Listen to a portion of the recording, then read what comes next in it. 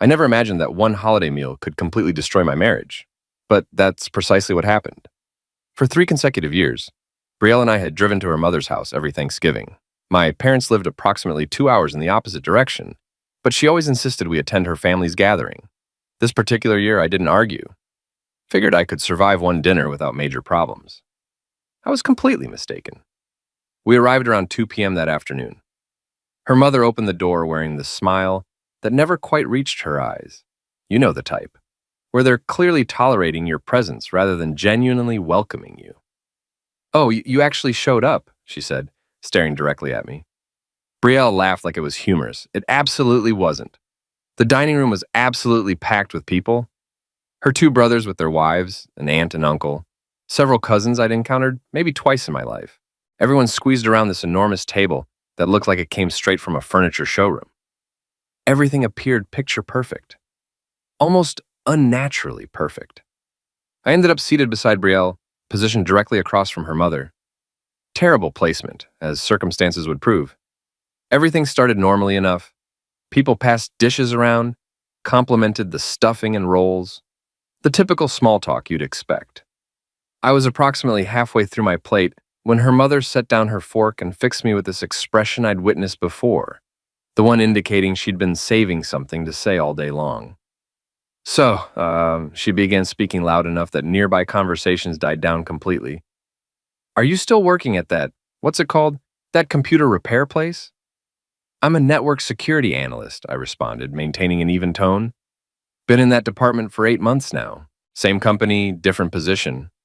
She waved her hand dismissively like I'd just informed her I collected bottle caps for a living. Right, one of those tech jobs." She took a sip of wine, then continued without pause. "You know, when my daughter told me she was marrying someone in that field, I assumed she meant someone important, like those individuals you see on television, entrepreneurs, innovators, people who actually matter." The entire table went silent. Everyone suddenly became extremely interested in studying their plates. "Instead," she continued, her voice acquiring a sharper edge, "she brought home someone who just fixes broken computers when they malfunction. Absolutely no ambition whatsoever. No drive to be anything more. Honestly, a complete waste of potential." Brielle's face turned crimson, but she remained silent. Just kept staring at her plate like it held answers. I carefully set my fork down and took a deliberate breath. I could feel every single person watching me. "I respect that you have strong opinions about my career," I said, keeping my voice calm and steady. "But I'm genuinely good at what I do. I provide well for your daughter. We've built a stable life together. I'm not entirely sure what your definition of wasted potential is, but from where I'm sitting, things are going quite well. You'd think I'd just overturn the entire table." Her mother's jaw literally dropped open. Brielle's head snapped toward me, and I saw something in her eyes I'd never witnessed before. Not surprise or embarrassment. Pure, unfiltered anger directed at me. "Don't you dare speak to my mother that way," she hissed, her voice slicing through the silence like a blade. "Who exactly do you think you are? You're sitting at her table, eating her food, and then you disrespect her like that?" I blinked, waiting for the punchline, or some indication this was a joke. There wasn't one. "I didn't disrespect anyone," I said quietly. "I defended myself. You need to apologize to her right now." I looked around the entire table. Her brothers refused to make eye contact. Her aunt was examining her wine glass like it contained the universe's secrets. Nobody was stepping in to say anything. Nobody was going to defend me. "I'm not apologizing for standing up for myself," I said clearly. She stood up so abruptly her chair scraped loudly against the floor. "Then get out. Get out of this house right now. If you can't demonstrate basic respect here, then leave immediately." Complete and total silence filled the room. I could hear the wall clock ticking.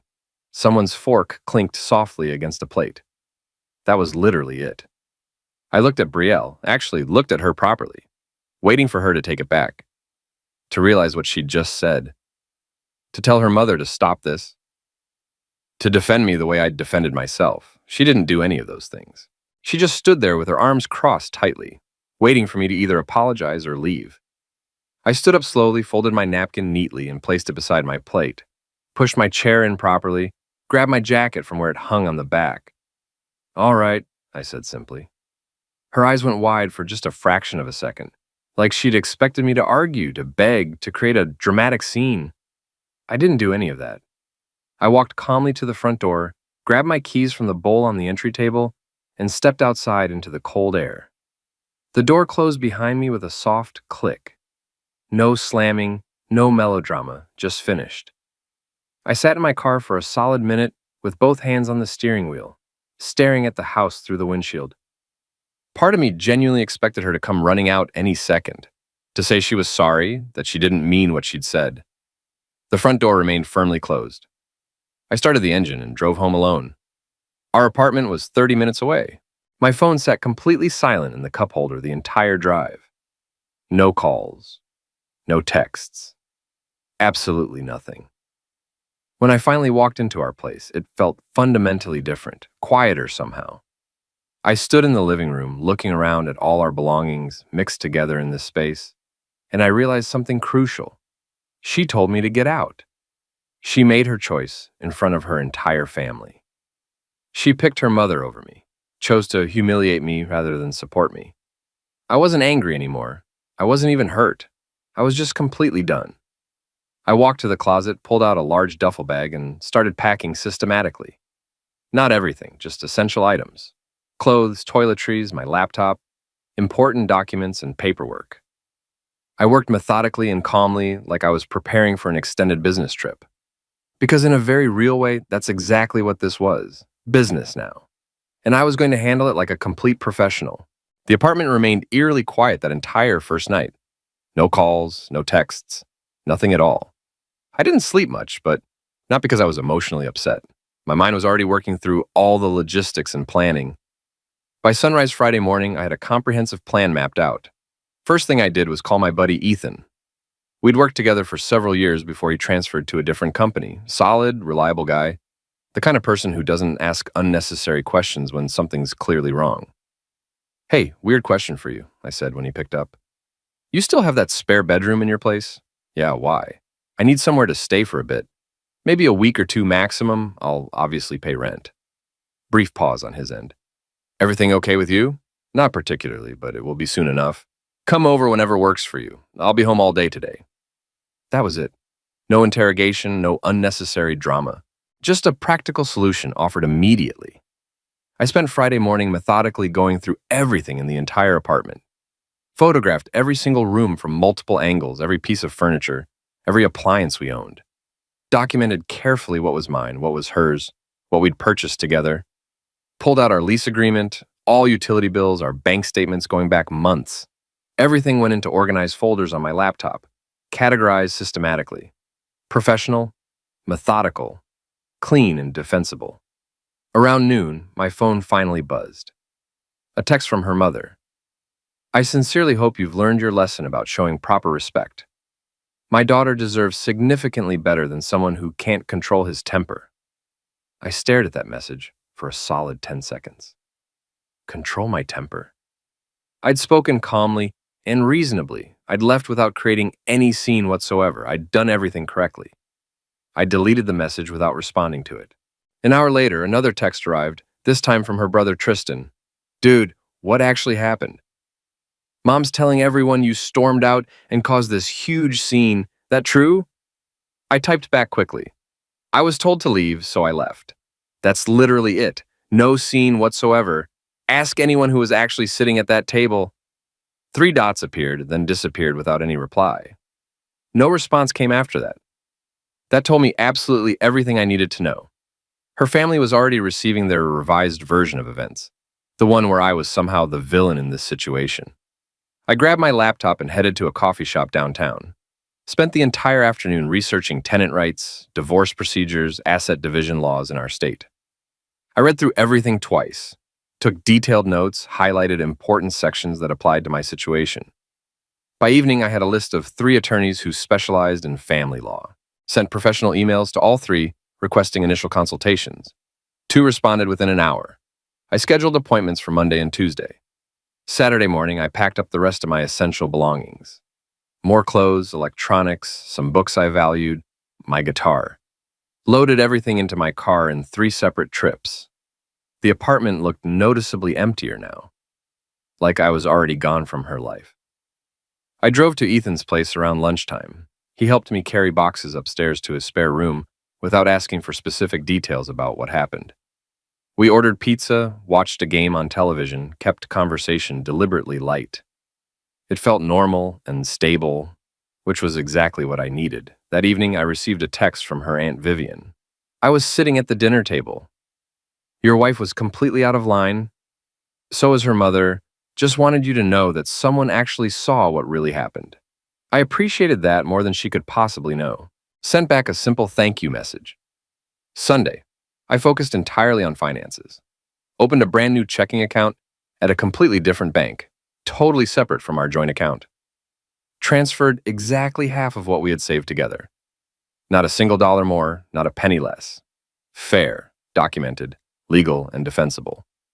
I updated my direct deposit information with HR at work so my next paycheck would route to the new account. Canceled the credit card that was linked to our joint expenses. Applied for a new one, in my name exclusively. Every single action was calculated. Every step was completely defensible. No emotion driving anything, just pure logic. I kept expecting her to call, to text, to show up at the apartment, to do something. She didn't. 3 complete days. 72 full hours, not a single word from her directly. That told me absolutely everything. She was waiting for me to break, to apologize, to come crawling back, admitting I was wrong about everything. Probably sitting at her mother's house right now, complaining about how stubborn and immature I was being. Let her wait indefinitely. Sunday evening, I sat in Ethan's living room with my laptop open, reviewing everything I'd prepared. Documents organized properly, attorneys scheduled, finances separated cleanly, living situation secured.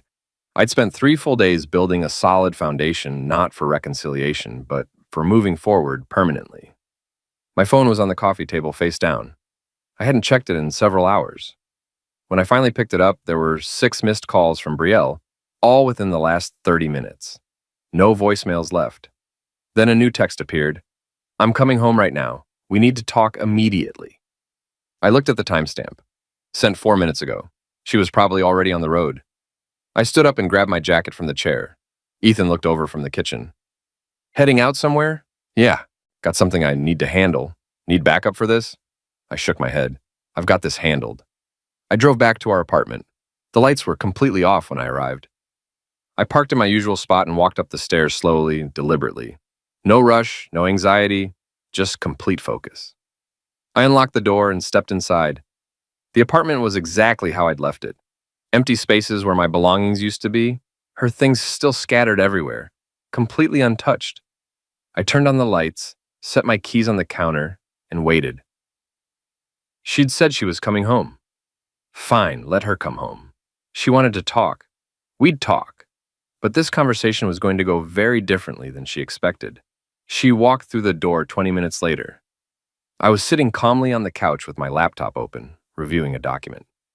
Didn't stand up or rush over to greet her. Just looked up and acknowledged her presence. Hey, I said neutrally. She stood in the doorway holding her keys, staring at me like she'd expected to find someone completely different. Maybe a version of me that was anxiously pacing the floor, stressed and ready to apologize immediately. That guy wasn't here anymore. Where's all your stuff? She asked, eyes scanning the obvious empty spaces. Ethan's place. I'm staying there now. Her face shifted through emotions. Confusion first, then something closer to annoyance. You moved out? You told me to get out. I got out. That's not what I actually meant. That's exactly what you said. She dropped her purse on the side table, crossing her arms defensively. Same exact stance from Thursday, ready for a fight. You were supposed to wait here. We were supposed to talk about this like actual adults. I closed my laptop slowly and set it aside, looking at her directly. Adults don't publicly humiliate their spouse in front of family. Adults don't tell their partner to leave and then expect them to stick around waiting for permission to return. My mother was out of line, okay? I acknowledge that, but you didn't have to make everything worse by arguing with her. I defended myself calmly and respectfully. That's not arguing. That's having basic self-respect. She visibly flinched at that. Good. You embarrassed me, she said, voice rising noticeably. In front of everyone. You made me look like I couldn't control my own husband. Control. I let that specific word hang in the air between us. That's an interesting word choice. You know what I mean. I do. And that's exactly the problem. She walked further into the apartment, pacing now. This was her established pattern. Move around, build energy, try to dominate the physical space. Usually worked on me. Not tonight. Look, she said softer, switching tactics. I overreacted badly. The whole day was incredibly stressful and I just snapped. But we can fix this. We just need to talk everything through properly. There's nothing to fix. What does that even mean? It means I'm done. The pacing stopped abruptly. She turned to face me, eyes narrowing suspiciously. Done? What are you talking about? I have a consultation scheduled with an attorney tomorrow morning at 9. Another one Tuesday afternoon. I've separated our finances, documented all our assets, moved my belongings out. I've started the entire process. Her mouth opened, closed, opened again. Process? What process exactly? Divorce. The word hit her like ice water. She actually took a step backward. You can't be serious right now. Completely serious. Over one argument? One bad day? I stood up now. Not aggressively, just done sitting. This wasn't one bad day. This was 3 years of bad days accumulated. 3 years of your mother disrespecting me while you stood by silently. 3 years of me being the backup option whenever your family demanded your attention. 3 years of being told I'm not enough, not successful enough, not ambitious enough, not whatever enough. Thursday proved everything. Your mother called me a waste of potential. You agreed with her, not with words, but with actions. You chose her over me in front of everyone. She's my mother. And I was your husband, past tense. Because the moment you told me to get out, you made your choice clear. She shook her head, hands going to her temples. You're being completely ridiculous. People say things they don't mean when they're upset. It happens constantly. You're supposed to be the mature one here. I am being mature. I'm removing myself from a situation where I'm not valued or respected. So that's it. You're just giving up, walking away from everything we built together. You walked away first. I'm just not chasing after you. She stared at me for a long moment. I could see her brain cycling through different strategies. The anger approach wasn't working. The guilt wasn't working. Time for tears. Right on schedule. Her eyes started watering on cue. Please, she said, voice breaking dramatically. Don't do this. I love you. We can work through this. I'll talk to my mother. I'll set proper boundaries. Just give me a chance to make this right. Where were those boundaries Thursday? Where were they last Christmas when she openly criticized my family? Where were they on our anniversary when she called during dinner and you spent an hour on the phone with her? That's not fair. It's completely fair. You've had 3 full years to set boundaries. You chose not to. I'm choosing to set my own now. The tears stopped as quickly as they'd started. Her expression hardened instantly. There it was, the shift from manipulation to threat. If you go through with this, you'll regret it, she said coldly. My family has connections, lawyers, resources. You think you can just walk away clean from this? I'm not trying to walk away clean. I'm walking away with exactly what's mine.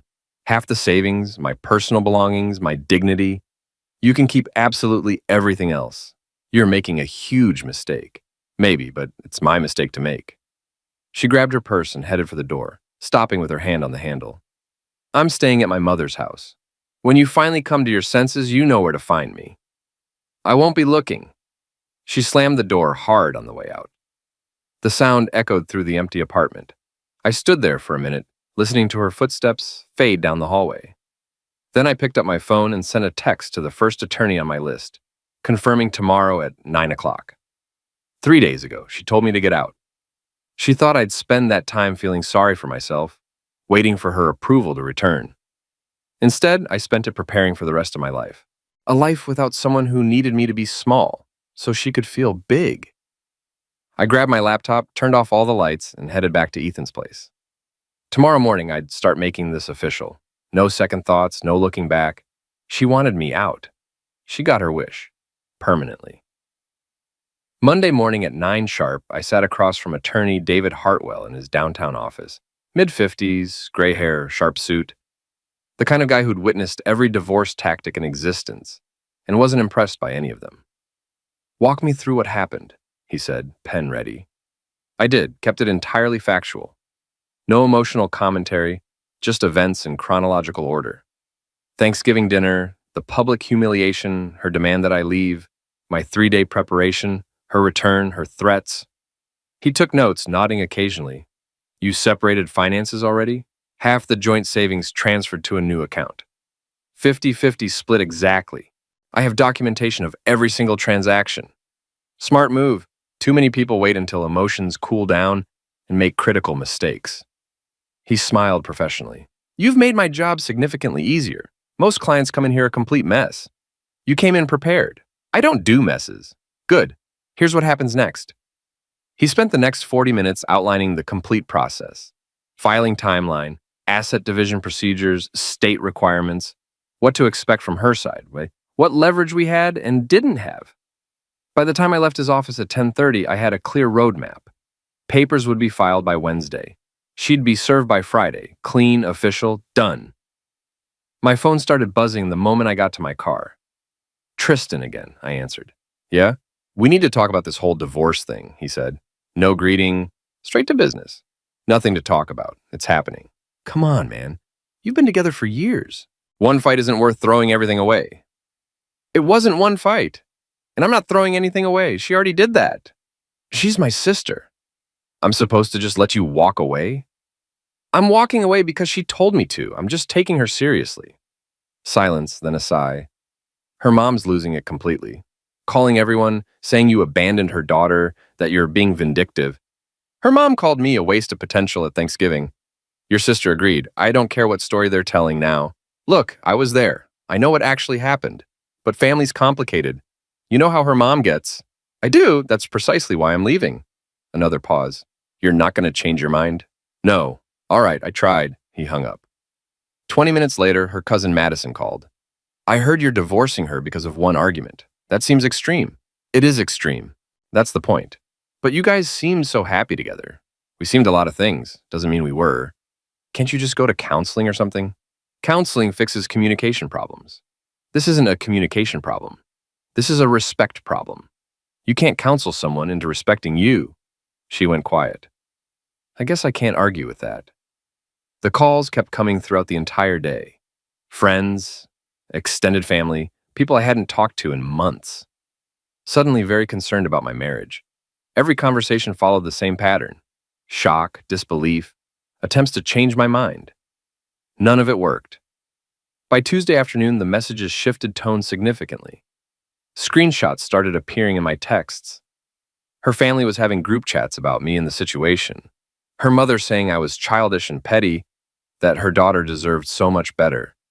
Vivian pushing back, saying they should hear my side before judging. Her mother insisting there was no other side, that I disrespected her in her own home. Tristan defending me slightly, pointing out his mom had called me a failure, which was pretty disrespectful too. Her mother claiming she was just being honest, that someone needed to tell me the truth. I read through it all, watched the family split into camps defending different sides, most defending her. All of it pointless.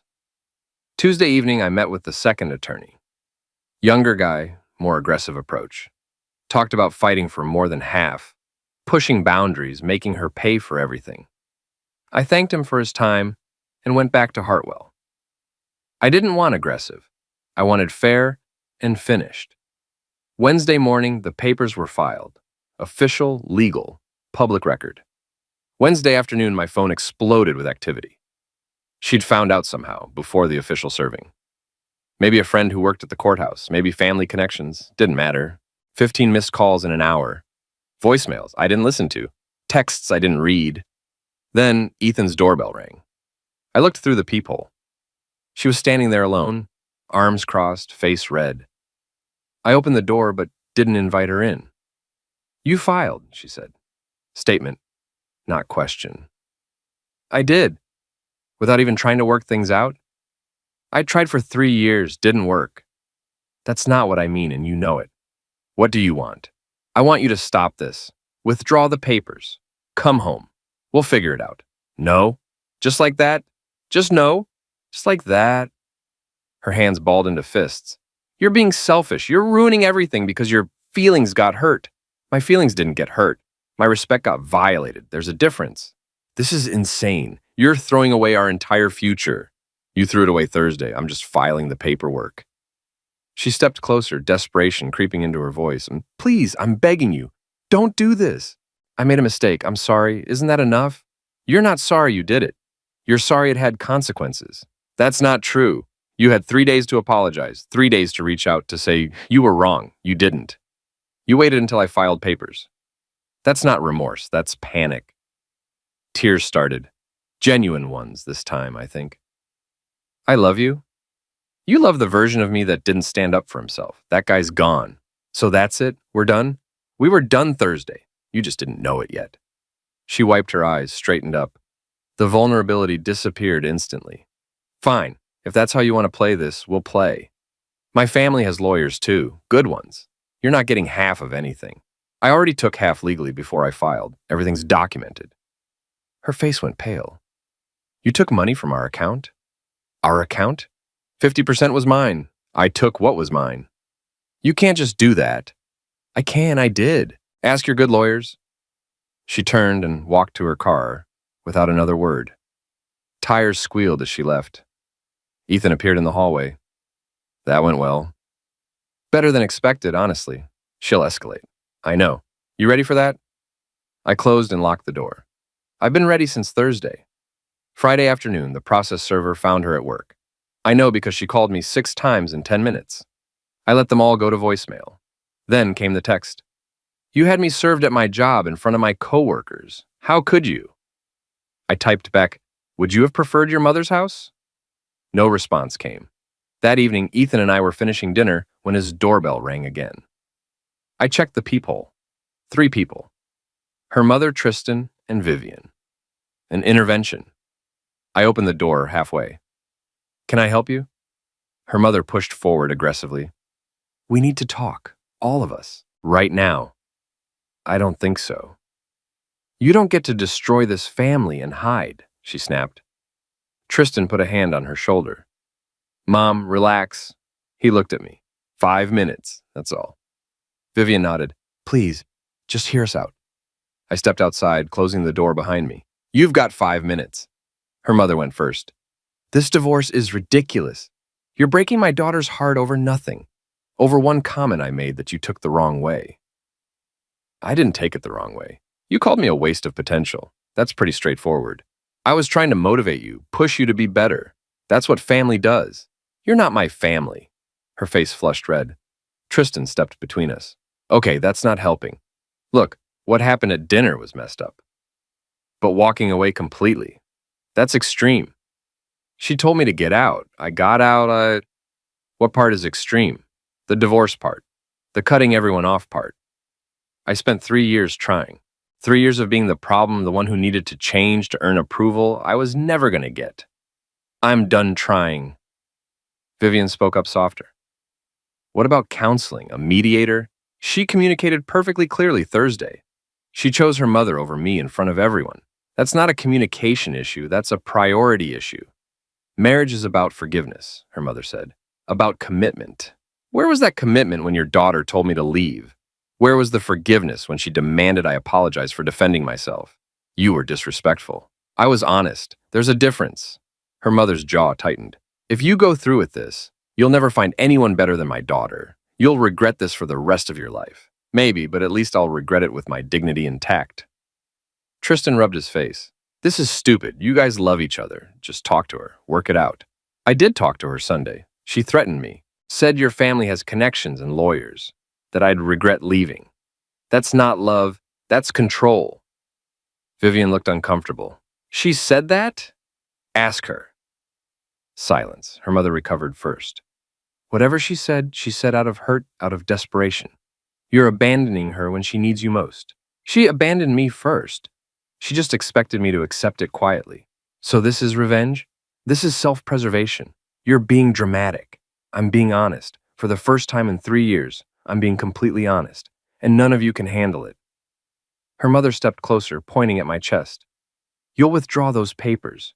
You'll apologize to my daughter and fix this mess you created, or I will personally make sure everyone knows what kind of man you really are. I didn't move or blink. Go ahead, tell everyone. I've got nothing to hide. Can she say the same? Her hand dropped. Tristan sighed. This isn't going anywhere. Let's go. Not until he agrees to stop this nonsense, her mother insisted. He's not going to, can't you see that? Vivian touched her mother's arm gently. He has every right to make his own choices, even if we don't agree. Her mother turned on her. Whose side are you on? I'm on the side of honesty. He's not wrong about what happened Thursday. We all saw it. Her mother looked between them, realizing she was losing ground. She turned back to me, eyes cold. Fine, have your divorce. But don't expect anything easy. We'll fight you on every single thing. I already took what's mine. The rest is yours to keep.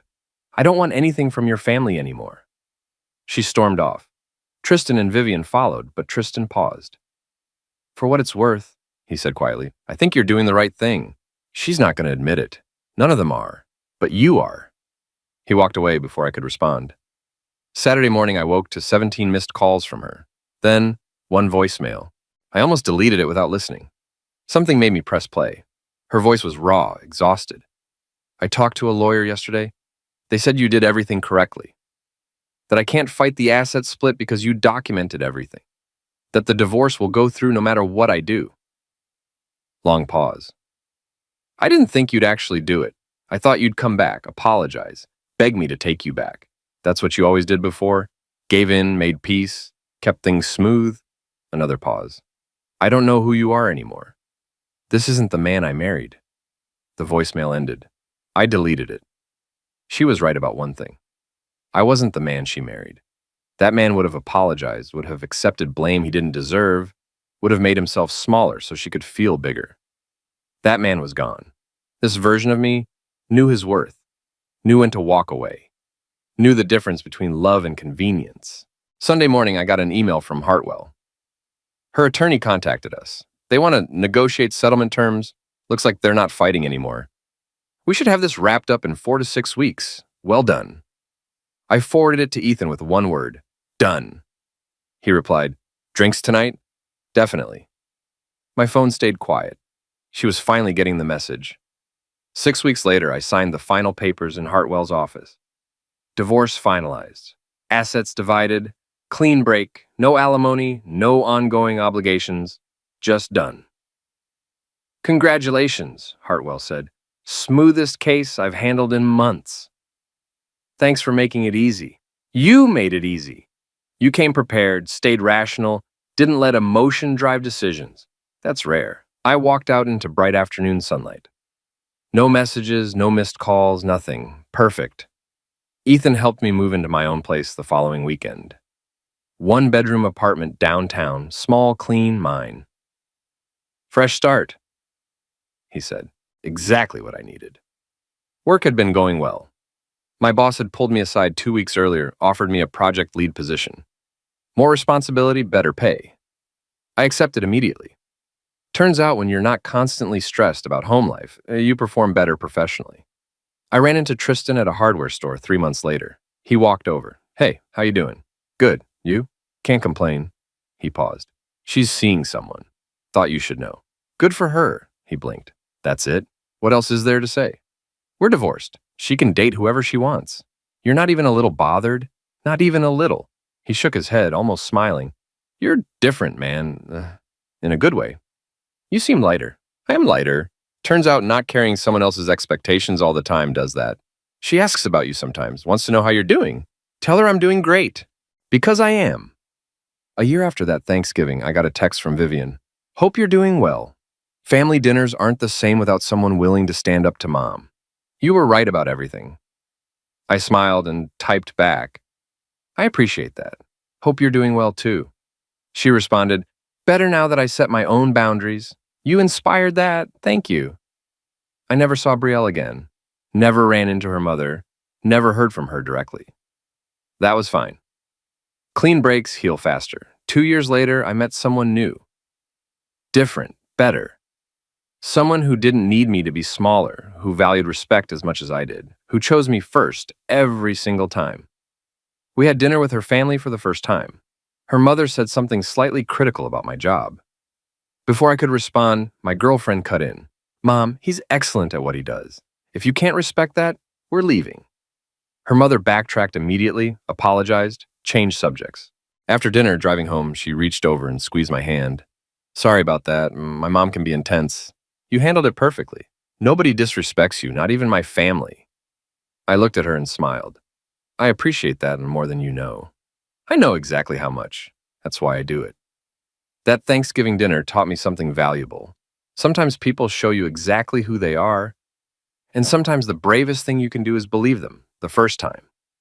I believed her, I left, I rebuilt, and I never looked back.